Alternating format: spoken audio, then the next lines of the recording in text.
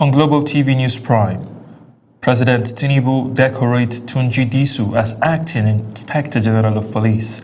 In business, Naira rebounds in parallel markets after Central Bank of Nigeria cuts interest rate. On the foreign scene, Ukrainian attack on Russian fertilizer plant kills 7. In sport, Super Falcons camp open ahead of Cameroon friendlies. Hello and welcome to all our viewers in Nigeria and around the world to News Prime on Global Television, coming to you live from the nation's capital, Abuja. I am Mukhtar Qasim. A quick reminder that Global Television is on DSTV channel 365, on Star Times channel 276. And now, the news in details. President Bola Tinubu has formally decorated Tunji Disu as Acting Inspector General of Police at the State House, Abuja, ushering in a new leadership at the helms of the Nigerian police force. Disu, who becomes Nigeria's 23rd police chief, takes over following the resignation of Kayode Egbetokun, whose exit, the presidency said, was based on pressing family considerations. The 59-year-old officer's appointment takes immediate effect, pending the Senate's confirmation, as the Nigerian Police Council is expected to meet to consider his nomination for substantive appointment. Meanwhile, history was made today in Abuja as Nigeria's police hierarchy formally changed hands, with the 23rd Indigenous Acting Inspector General of Police assuming command amidst renewed call for reform, professionalism, and improved internal security.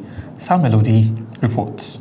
The colorful handover ceremony held at the force headquarters in Abuja marked the official transfer of authority from the outgoing Inspector General of Police to his successor, Olatunji Disu, who now becomes the 23rd indigenous IGP in the history of Nigerian police force. Senior police officers, government officials, security chiefs, and invited dignitaries witnessed the symbolic signing of handover documents and inspection of guard. With his inaugural remarks, IGP Disu pledged to build on existing reforms while strengthening intelligence-led policing, community engagement, and officers' welfare. He assured Nigerians of a renewed commitment to tackling insecurity across the country and restoring public confidence in the force. The new police boss emphasized professionalism, discipline, and collaboration with other security agencies as key pillar of his administration. My tenure will therefore be built on 3 clear commitments: professionalism, modernism, accountability, integrity, community partnership, and trust. To all officers, I will demand the best from you, because the people who serve deserve nothing less. Integrity, compassion, courage. These are not optional qualities. They are the job. But I will make this promise in return. I will fight for your welfare, your dignity, and the conditions you need to serve effectively. In his farewell address, the outgoing IGP Kayode Egbetokun expressed gratitude to President Bola Ahmed Tinubu for the opportunity to serve and thanked officers and men of the force for their support during his tenure. He noted that policing in Nigeria requires collective responsibility and urged continued loyalty to the institution and the nation. Targeted operations during this period disrupted organized criminal kidnapping networks, curtailed violent criminal syndicates, improved coordinated response capacity, and restored operational confidence in previously underserved communities. The ceremony concluded with a formal salute and the lowering and hoisting of the Inspector General's flag, symbolizing a seamless transition of leadership. The new Inspector General of Police now faces immediate tasks of consolidating reforms and confronting persisting security challenges across the country. Samuel Odi for Global Television News. Over now to the National Assembly, where the Southeast Development Commission SEDC says its initiatives are strengthening unity and development confidence across the region as it defends its proposed 140 billion naira budget for the 2026 fiscal year before the Senate. Presenting a proposal to the Senate committee, the Managing Director, Mark Okoye, said increased stakeholders' engagement has encouraged what he described as a shift towards development-focused cooperation in the Southeast. National Assembly correspondent Anita Patrick reports. Okoye noted that recent consultations reflected broader participation across different groups, adding that the Commission remains committed to inclusive growth and economic revitalization in the region. He explained that the 140 billion naira proposal aligns with the 2026 budget circular from the Federal Ministry of Budget and Economic Planning, stressing that the figure reflects the Commission's initial takeoff allocation following limited releases in the previous fiscal year. There were about 14 known IPOB members in the hall who, prior to that event, what they were saying was no retreat, no surrender. Biafra land, we only want this. The same people have done posts after attending that event for 4 days.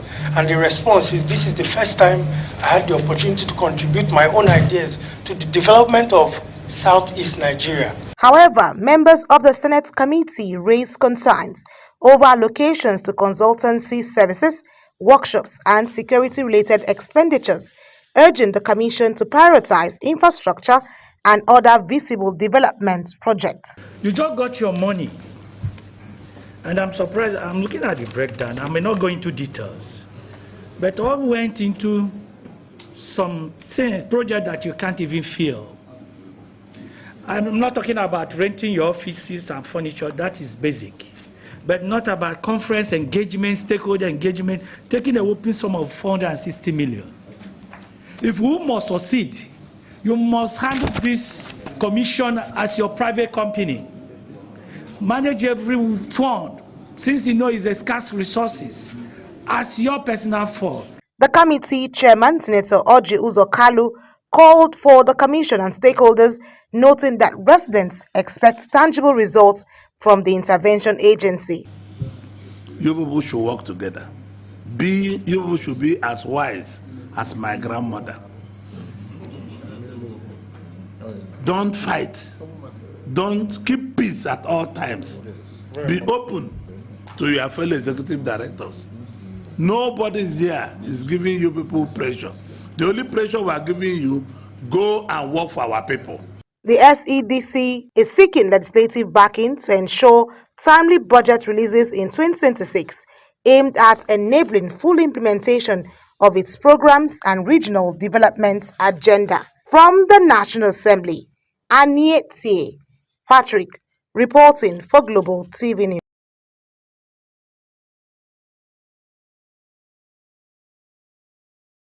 Meanwhile, the Nigerian Senate has called for sustained training, capacity building, and enhanced safety programs for personnel of the Federal Road Safety Corps (FRSC). Chairman of the Senate Committee on Federal Character and Intergovernmental Affairs, Alwell Onyeso, made the call during the agency's 2025 budget performance review and consideration of its 2026 budget proposal. Again, National Assembly correspondent Anita Patrick reports. Presenting the agency's report, FRSC Court Marshal Shehu Mohammed disclosed that the Commission generated over 4 billion naira in revenue in 2025 from fines, number plate registrations, and driver's license deductions. He also announced a proposed 2026 budget of 129 billion naira for the Commission. He stressed that continuous professional development is essential to maintaining efficiency, discipline, and effective service delivery in road safety operations nationwide. We have the internally generated revenue projection for 2026 to 2028, where we are expecting to generate 6.12 billion for 2020, where 6.12 billion was generated for 2025, and then we're expecting to generate almost the same amount for 2026.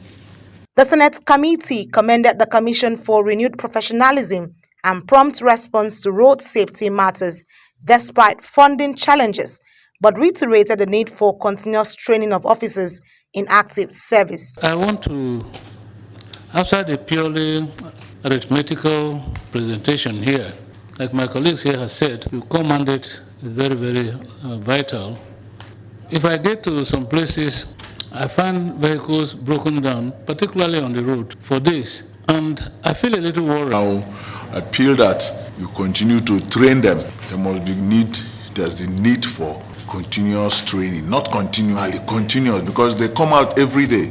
In a later development, the acting national coordinator of Savicom, Helen Lowell, lamented that the agency lacks sufficient statutory powers to enforce efficiency and accountability across government institutions. While presenting the agency's 2026 proposal of 965 million naira, she appealed to the National Assembly to pass legislation strengthening Savicom's mandate to demand compliance from ministries, departments, and agencies.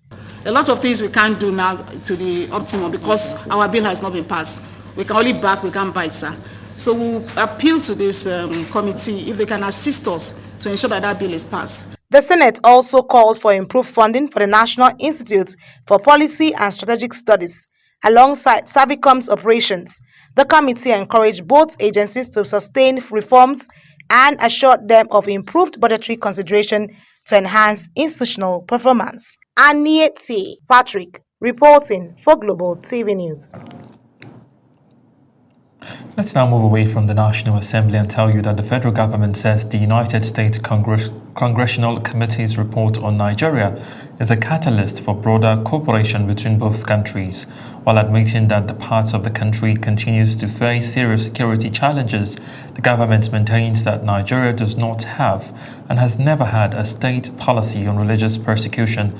Minister of Information and National Orientation Mohammed Idris, in a statement, explains that the violence being confronted by the country's security agencies is not driven by government policy or religious bias, but by complex security threats, including terrorism, organized criminality, and long-standing communal tensions.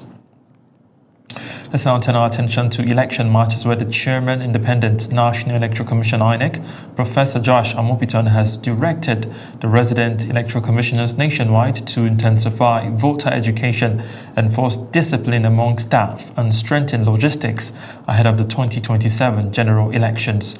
Speaking at a strategic meeting with Rex in Abuja to x-ray the recently held election in the FCT area councils and recent by-elections in Kano and River State, Professor Amopitan said while the polls were largely peaceful and transparent, operational lapses must not be tolerated. Aniete Patrick reports. Chairman, Independent National Electoral Commission (INEC), Professor Josh Amopitan, disclosed that over 93% of polling unit results in the FCT were uploaded to the INEC Results Viewing Portal (IREF) within 24 hours, with an average upload rate of 97%, reinforcing the Commission's transparency drive. He, however, expressed concern that only 45% of polling units opened by 8:30 a.m. on election day.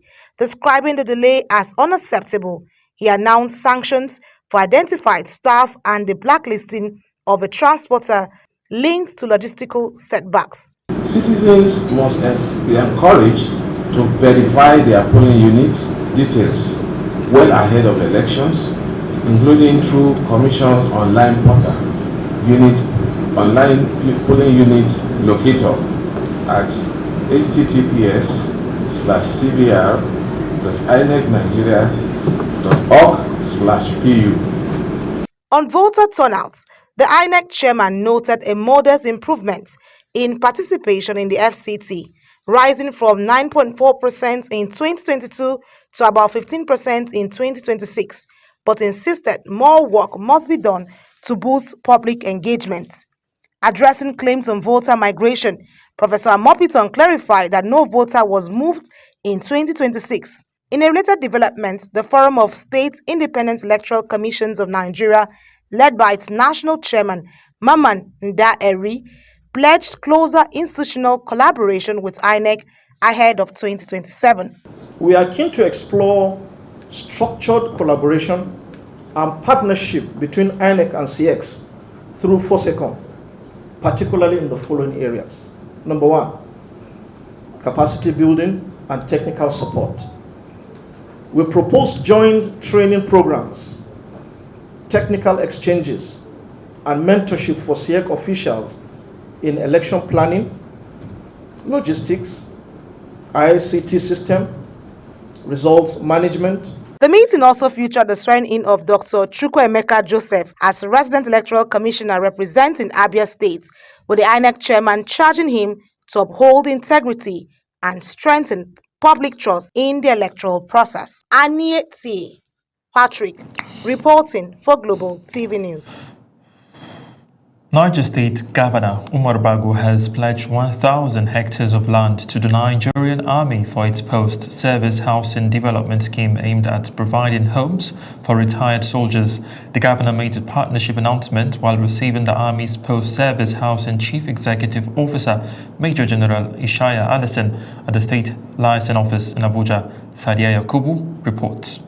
Niger State Governor Muhammad Umar Bago described the project as a timely intervention, aligning with his administration's agricultural-driven housing vision. According to him, the land will support both residential and farming activities, offering veterans a renewed sense of belonging. In your quest to integrate post-service assets into the society, I think it's in tandem, in sync with our global vision. Niger State is desirous of depopulating Abuja in the next 5 years to over 2 to 3 million people. Meaning, we intend to create more housing estates that are sustainable and depopulate Abuja as a federal capital so that people will live in Niger and work in Abuja. I want to assure you that once you send us the size of land you want and the location we want, my team will work with you, closely with your team. Tell us where you want. We'll look at the geo location, look at the coordinates, we'll allocate you land and give you. I will come personally and sign the delivery of a CFOT. The Chief Executive Officer, Army Post Service Housing, Major General Ishaya Allison, explained that the scheme aims to provide affordable homes for retired officers. He observed that partnerships with the state government are key to reducing development costs and making the project sustainable. In the case of Niger, we have made efforts to make sure that we touch all geographical zones. We have a 6-finger strategy such that the development of the estates happen in all geographical zones concurrently. So effort was made to Kano, and now I have the privilege to ask. The initiative is expected to strengthen civil-military relations and improve living standards for veterans in Niger State. Sadia Yakubu for Global TV News. You're watching the live broadcast of News Prime. News Prime continues after this weather forecast plus business, foreign and sports stories. On the other side of this break, please stay with us. Glad you could join us. Let's take a look at the weather outlook for Thursday. We're still seeing dust in suspension across much part of the country, but conditions are set to improve gradually, so visibility should get better as the day unfolds. Up north and across the north-central belt, expect moderate dust haze with partly cloudy skies and a generally hazy atmosphere across the inland cities of the south. It's one of those days where the sun may be out, but the air won't be perfectly clear. The coastal areas will start off with mostly cloudy conditions during the morning hours. But as we head into the afternoon, parts of Cross River and Akwa Ibom could see isolated thunderstorms. So keep an eye on the skies if you are in those areas. And that wraps up the forecast. Plan smart, move smart, and as always, stay weather aware. I am Akani Samarda, and thank you for watching.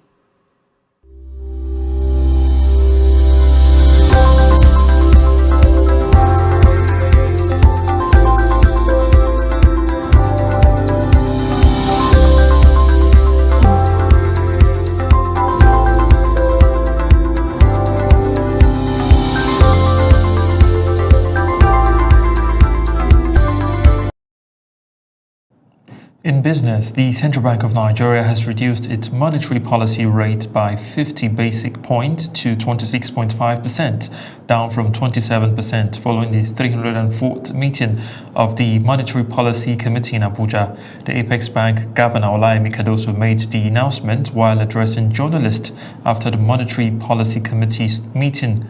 Kikelomo Kere has more.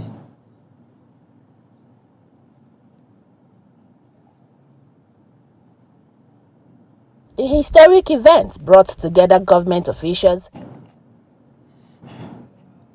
And now to the foreign scene, where an explosion at a fertilizer plant in Russia has killed 7 people amidst continued cross-border strikes linked to Ukrainian war. Ukraine, which denies targeting civilians, say its operation focused on strategic industrial and energy facilities as retaliation for Russian attacks on its infrastructure. The developments underscores the deepening impact of the conflict beyond frontline areas. Still on the international scene, United Nations Emergency Relief Coordinator Tom Fletcher says the impact of cuts is adversely impacting relief efforts on a global scale. Fletcher said this while on a visit to a hospital in South Sudan as the country sees a surge of fighting in the eastern Jonglei state, where the UN estimates that at least 280,000 people have been displaced in the state since December. Uya Gonfuegbe completes the report. Fletcher issued a stark warning denouncing what he referred to as the impact of cuts to aid in war-torn Sudan. The majority of the fighting is concentrated in eastern Jonglei state, where, according to the UN, some 280,000 people have been displaced since December. Doctors say they are overwhelmed with casualties. You're seeing the impact of cuts, and the generator is not on for very long, and who knows where that funding is really going to come from in the future. And you're seeing the impact of a completely unnecessary war, a war for resources that people here will never themselves see. And they're asking me, is help coming? And I hope it is, but I don't know whether I can give them that reassurance. The war has largely pitted the two main ethnic groups against one another, the Dinka, who mostly back President Kiir, and the Noa, mostly with Riek Machar, the country's former vice president. Uyi Agmofwegbe, reporting for Global TV News. And now to the exciting world of sport, where 11 players led by captain Rasheedat Ajibade have reported to the Super Falcons camp ahead of their pre-WAFCON double-header against Cameroon in Yaoundé. The defending African champions will use the friendlies to fine-tune preparations as they aim to retain their continental title in Morocco. More players are expected in camp as training intensifies ahead of the first match scheduled for February 28. Still talking sports, FIFA President Gianni Infantino says he remains confident after Mexico's readiness to host the World Cup matches despite recent cartel-related violence in parts of the country. Speaking after unrest in Jalisco State, Infantino described preparations as on track and assured that security arrangements were being closely monitored. Mexican authorities have also insisted there is no threat to fans as Guadalajara, Mexico City and Monterrey prepare to stage the tournament fixtures. Now, as Global TV News Prime comes to an end, let's take a look at our top stories. Earlier in the news, we brought to you that President Bola Tinubu has formally decorated Tunji Disu as Acting Inspector General of Police at the State House, Abuja, ushering in a new leadership at the helms of the Nigerian Police Force.